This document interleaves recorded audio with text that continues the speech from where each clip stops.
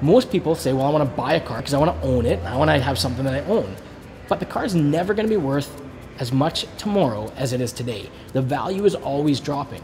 So the question is, why would you ever want to own something that's not going to be worth as much as it is the day you buy it? Why not just lease it and give it back at the end? Yeah. And you know what the best part is? If it is worth more than what you've put into it, you get the cash back. You still get equity. You still get the opportunity to have equity in the vehicle. So you are on a lease, you are still building equity. You just get the decision to buy it or not. And you don't have to worry about negative equity.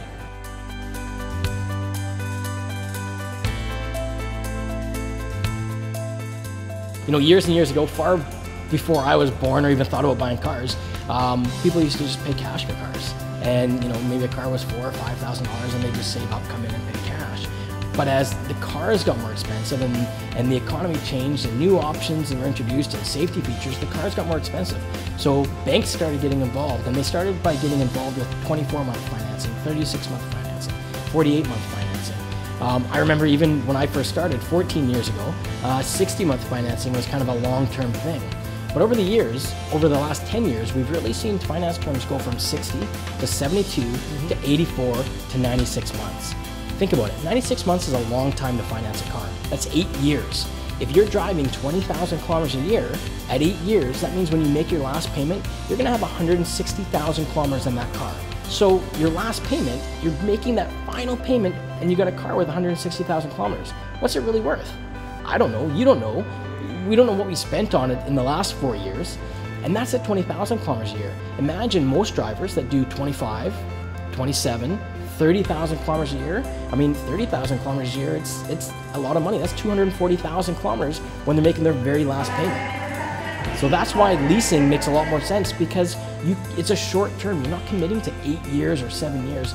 And even at 8 years at 0% interest, it's kind of irrelevant because it's 8 years.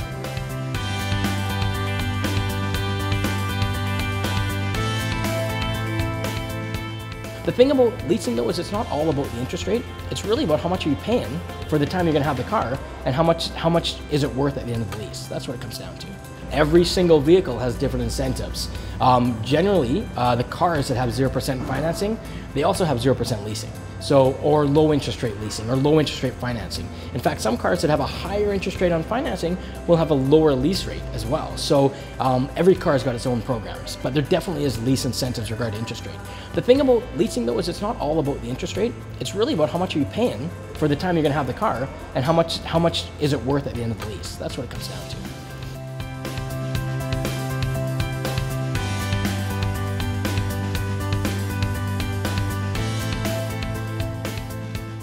So leasing is a very popular option, and a lot of people do want to have equity, and they have the ability to basically structure the lease so they're paying a little bit more per month to create more equity at the end of that lease. So they're almost guaranteed to have equity.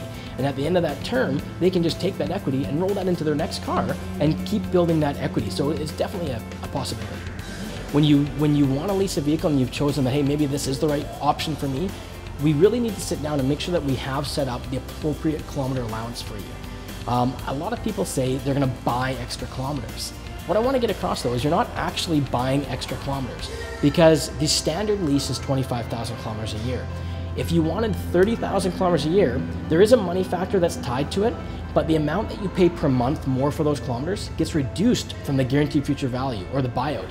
So if you decide to buy the car at the end of the term, you've actually got a lower buyout price to buy it or to build equity on it.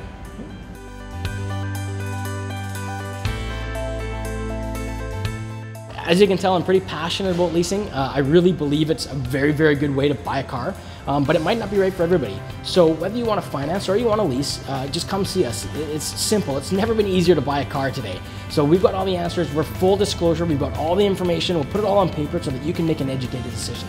And the bottom line is we just love doing your business.